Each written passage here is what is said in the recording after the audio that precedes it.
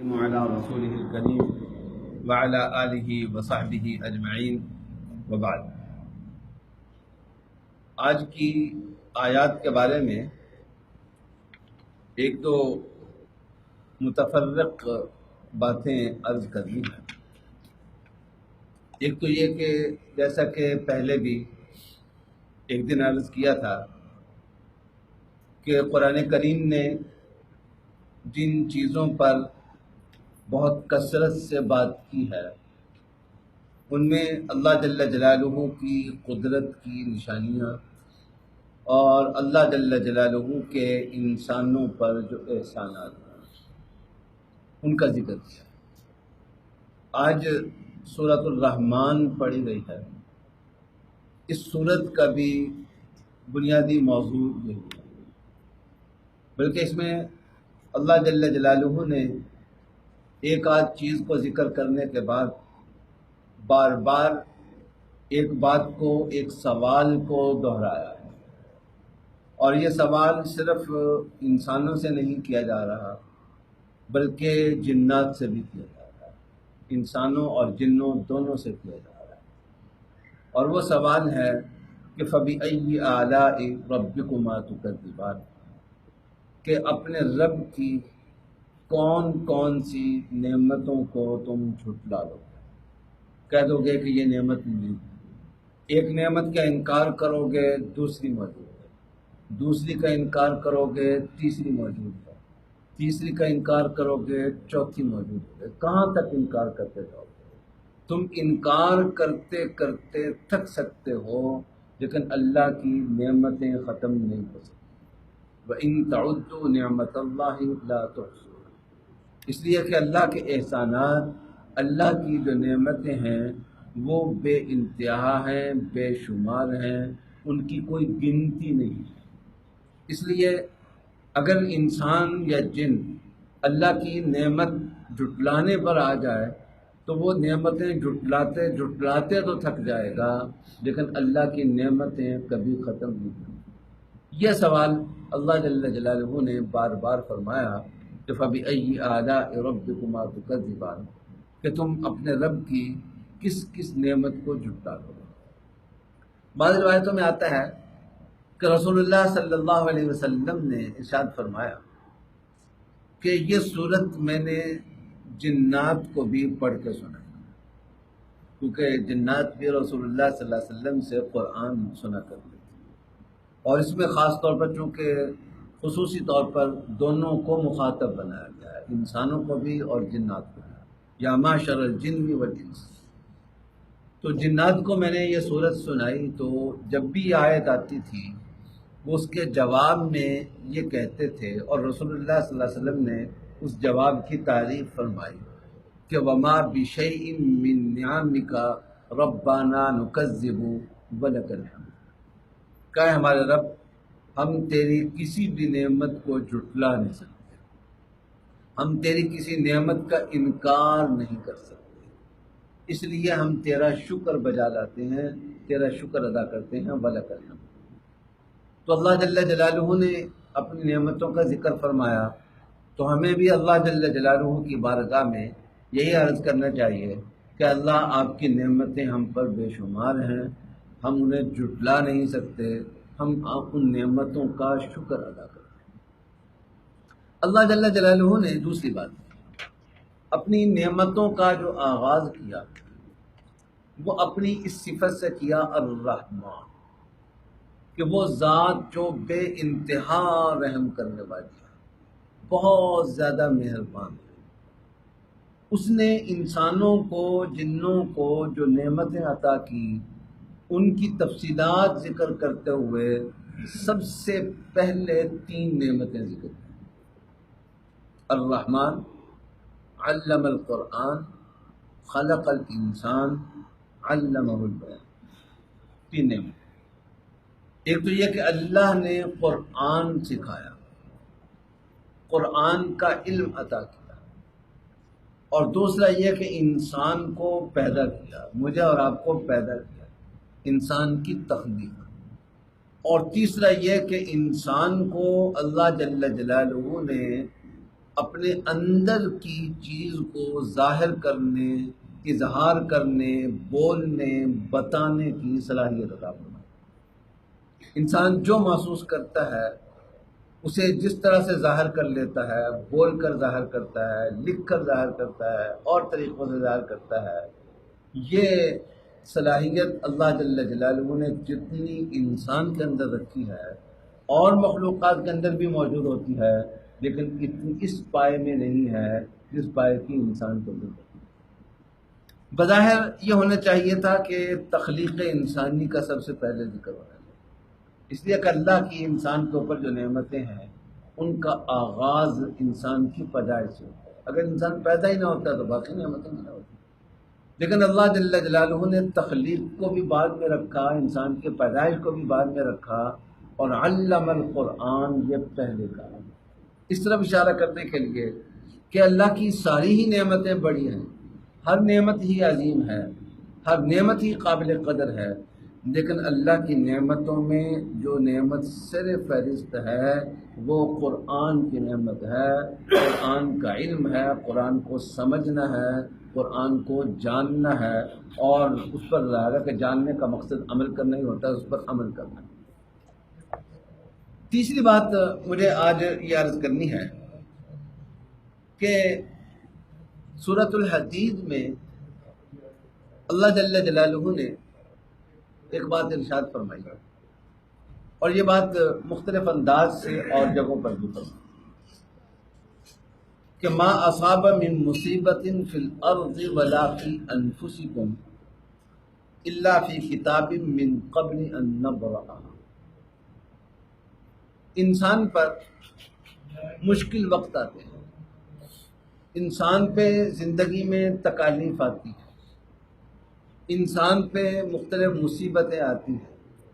انسان کے مختلف قسم کے نقصانات ہوتے ہیں۔ وَلَنَبْلُوَنَّكُمْ بِشَيْءٍ مِّنَ الْخَوْفِ وَالْجُوعِ وَنَقْصٍ مِّنَ الْأَمْوَالِ وَالْأَنفُسِ وَالثَّمَرَاتِ۔ یہ انسان کی زندگی کا ایک لازمی حصہ ہے۔ یہ زندگی جس طرح اس میں خوشیاں ہیں، اسی طرح اس زندگی کے اندر غمیاں بھی ہیں۔ اس زندگی میں جہاں اچھائیاں ہیں وہاں برائیاں بھی ہیں، اس زندگی میں جہاں پھول ہیں وہاں کانٹے بھی ہیں، اس زندگی میں جہاں چھاؤں ہے وہاں دھوپ بھی موجود ہے۔ تکالیف، مصیبتیں، صدمے، پریشانیاں، یہ ساری کی ساری چیزیں یہ اس زندگی کا لازمی حصہ ہے۔ اگر ان چیزوں کا ہمیں سامنا کرنا پڑے تو ہمیں کیا سوچنا چاہیے، ہمارے تصورات کیا ہونے چاہیے، ہمارے احساسات کیا ہونے چاہیے، ہمارا کنسپٹ اس مصیبت کے بارے میں کیا ہونا چاہیے۔ تو فرمایا کہ الا فی کتاب من قبل ان نبرأ۔ سب سے پہلی بات تو یہ فرمائی کہ یہ ذہن میں رکھنا چاہیے کہ اس کائنات کے اندر جو کچھ بھی ہوتا ہے وہ اللہ کے حکم سے ہوتا ہے اور اللہ کے پہلے سے طے شدہ فیصلوں کے مطابق ہوتا ہے۔ جو ہوا ہے اس کے علاوہ کچھ اور ہو ہی نہیں سکتا،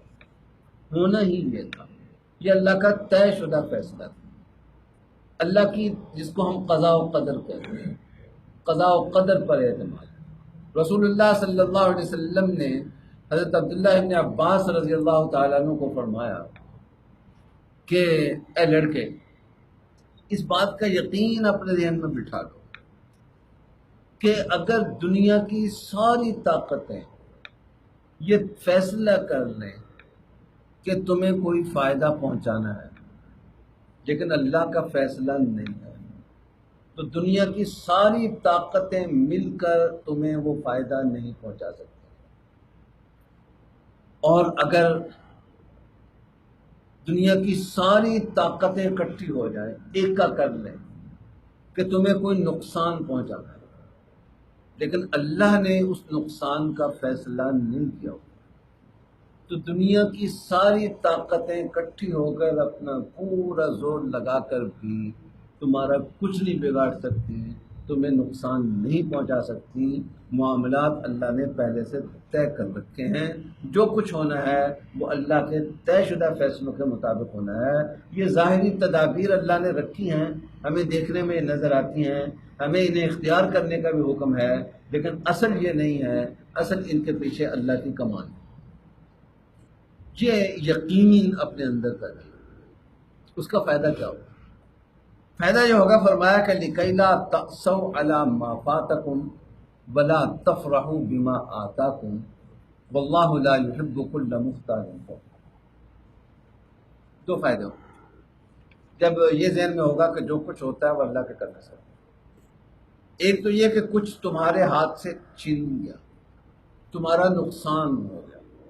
کوئی مصیبت آ گئی، کوئی آفت آ گئی، کوئی پریشانی آ گئی، تو تمہیں زیادہ صدمہ نہیں ہوگا، افسوس نہیں ہوگا، کیونکہ جب انسان یہ سوچ لے نا کہ ہونا ہی یہ تھا، اس کے علاوہ کچھ اور ہو ہی نہیں سکتا تھا، تو اس سے بذات خود انسان کو تسلی ہو سکتی ہے۔ جب آدمی سوچتا نا کہ یوں ہوتا تو یوں ہو جاتا، یوں ہو جاتا، یوں کر لیتا، یوں کر لیتا، یوں ہو جاتا، رسول اللہ صلی اللہ علیہ وسلم نے فرمایا کہ یہ جو اگر مگر ہوتی ہے نا، یہ شیطان کا راستہ کھولتی ہے، انسان کی پریشانی بڑھاتی ہے، انسان کی الجھنیں بڑھتی ہیں۔ لِكَيْ لَا تَأْسَوْا عَلَىٰ مَا فَاتَكُمْ، جو ہو گیا، نقصان ہو گیا، وہ بس ہونا تھا، ہو گیا جو ہونا تھا، آگے کا سوچو، آگے کیا کرنا ہے، اب مسئلہ آگے کیسے چلنا ہے اس کو سوچو، جو ہو چکا ہے اس کو چھوڑو، وہ اس کے علاوہ کچھ اور ہونا ہی نہیں تھا، یہی ہونا تھا بس، یہ ذہن میں رکھو۔ لِكَيْ لَا تَأْسَوْا عَلَىٰ مَا فَاتَكُمْ۔ دوسری بات، وَلَا تَفْرَحُوا بِمَا آتَاكُمْ، اگر اللہ نے تمہیں نعمت عطا فرمائی ہے، اچھی حالت میں تمہیں رکھا ہے، تو اگر تم یہ سمجھو کہ یہ یقین نہیں ہوگا کہ اللہ کے کرنے سے ہوتا ہے، تو پھر جیسا کہ پہلے گزرا قارون کی طرح انسان یہ سمجھے گا کہ یہ میرے علم کا، میرے ہنر کا، میری محنت کا نہیں۔ لیکن اگر یہ ہوگا کہ اللہ کے کرنے سے ہوتا ہے سب کچھ، اصل طاقت پیچھے اللہ کی ہے، تو لا تفرحوا بما آتاکم، اللہ کی نعمتیں ملنے پر، خوشحالی آنے پر، کسی کامیابی کے ملنے پر، تعلیم میں اچھے نمبر مل گئے، کوئی اور کامیابی مل گئی، شہرت مل گئی، کوئی اور چیز مل گئی، تو اس کی وجہ سے تمہارے اندر تکبر پیدا نہیں، تمہارے اندر غرور پیدا نہیں ہوگا، اس سے بچ جاؤ۔ اگر تم یہ ذہن میں بٹھا لو کہ جو کچھ ہوتا ہے وہ اللہ کے کرنے سے ہوتا ہے۔ اور آیت کا اختتام اس پر کیا کہ واللہ لا یحب کل مختال فخور، جو آدمی اکڑنے والا ہوتا ہے، مختال، اختیال کے معنی ہوتے ہیں خیال کرنا، خیال سے بنائی لفظ، آدمی اپنے آپ میں سوچتا رہے کہ میں یہ ہوں، میں یہ ہوں، میں یہ ہوں، میں یہ ہوں، میں یہ ہوں، پتہ نہیں کیا چیز ہوں میں، تو اس کو بھی اللہ پسند نہیں کرتا۔ اپنے ذہن میں آدمی خام خواہ اپنا ایک خاکہ بناتا رہے، اپنی عظمت کا خاکہ انسان اپنے ذہن میں بناتا رہے، اپنی صلاحیتوں کا خاکہ آدمی اپنے ذہن میں بناتا رہے، اپنی خوبیوں کا خاکہ آدمی اپنے ذہن میں بناتا رہے، یہ اللہ کو پسند ہے۔ اور اس سے اگلی چیز، واللہ لا یحب کل مختال فخور، کہ صرف اپنی یہ عظمتوں کا خاکہ صرف اپنے ذہن میں نہیں ہے، بلکہ اس خاکے کو دوسروں کے اوپر مسلط بھی کر رہا ہے۔ میں چونکہ میں اپنے ذہن میں سمجھ بیٹھا ہوں کہ میں بڑا عظیم انسان ہوں، کوئی بڑی آئٹم ہوں، بڑی چیز، اس لیے میں ان کے بارے میں یہ کہتا ہوں کہ یہ بھی میرے ساتھ یہ ایسے کریں، میرے سامنے ایسے جھکیں، یہ میرے سامنے ایسے جھکیں، میری بیوی میرے سامنے ایسے پیش آئے، میرے بچے میرے سامنے ایسے پیش آئیں، میرے ملازم میرے سامنے ایسے پیش آئیں، میرے شاگرد میرے سامنے ایسے پیش آئیں، میرے مرید میرے سامنے ایسے پیش آئیں، یہ فخر ہو۔ اپنی عظمتوں کا فرضی خاکہ بنا کر سوچتے رہنا یہ اختیال ہے، اور اس کو دوسروں کے اوپر لاگو بھی کرنا یہ فخر ہے۔ تو فرمایا کہ یہ دونوں چیزیں اللہ کو ناپسند ہیں۔ جب یہ سوچ لو گے کہ میرے کرنے سے، زید عمر بکر کے کرنے سے کچھ نہیں ہوتا، جو کچھ اچھا برا وقت آتا ہے وہ اللہ کی طرف سے ہوتا ہے، تو یہ مختال ہونے والی صفت بھی تمہارے اندر سے نکل جائے گی خود بخود، اور فخر کی صفت بھی خود بخود تمہارے اندر سے نکل جائے گی۔ اللہ جل جلالہ عمل کرنے کی توفیق۔